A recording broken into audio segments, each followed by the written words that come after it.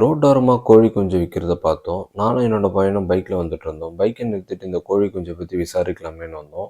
கோழி குஞ்சுங்கள விசாரிக்க தான் வந்தோம். ஆனா எங்கள வாங்க வச்சுட்டாரு. அந்த கோழி குஞ்சுங்கள அவரு தூக்கி போடுறத பார்க்கலாம் நீங்க. ஏதோ வெங்காய மூட்டையில இருக்கிற வெங்காயத்த தூக்கி போடுற மாரி தூக்கி போட்டுட்டு இருக்காரு.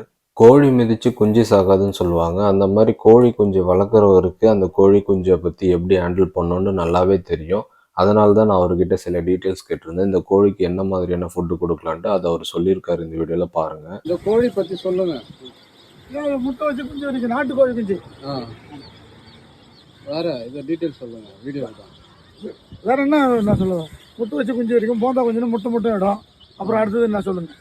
இதுக்கு என்ன சாப்பாடு போடணும்? நொய், கம்பு, கேவரு, பொட்டுக்கல்ல, அச்சு கூட்டினா எல்லாம் சாப்பிடும். ஓகேவா? ஓகே. ராகி கூட ராகி போடலாமா?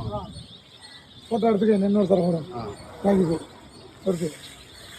சூப்பராக இருக்கு. இந்த கோழி குஞ்சுங்கள்லாம் நாட்டுக்கோழின்னு அவர் சொல்றாரு. ஆனா எனக்கு பார்த்தா இதெல்லாம் நாட்டுக்கோழி குஞ்சுங்கள்னு தெரியல. உங்களுக்கு யாருக்குன்னா தெரிஞ்சதுன்னா கமெண்ட்ல சொல்லுங்க. ஏன்னா எனக்கு கோழிகளை பத்தி அதிகமா தெரியாது. என்னதான் நான் கிராமத்துல வளர்ந்திருந்தாலும் கோழியை வந்து குஞ்சியா இருக்கும்போது பார்க்கும்போது அது வந்து பிராய்லர் கோழியா இல்லை நாட்டுக்கோழியா இல்லை வேற ரகமான கோழியான்னு என்னால் கண்டுபிடிக்க முடியாது.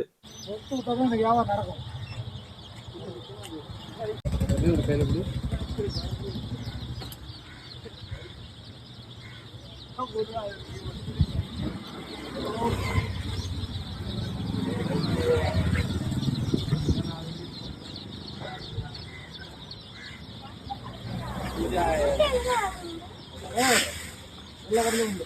மல்லிகையில் போட்டு போடுது.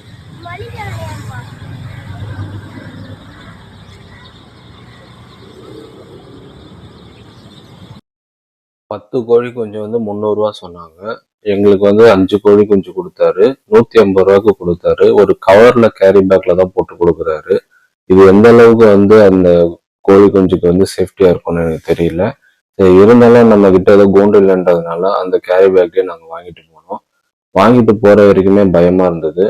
ஏன்னா அதுக்கு எதனா ஆக்சிஜன் கிடைக்காம இறந்துருமோன்னு பயந்தோம். அதுக்கப்புறம் வீட்டில் எடுத்துட்டு போய் ஒரு அட்டை பாக்ஸ்ல வச்சோம். நல்லா தான் விளையாடிட்டு இருந்தது. அப்பதான் எங்களுக்கு கொஞ்சம் சந்தோஷமாச்சு.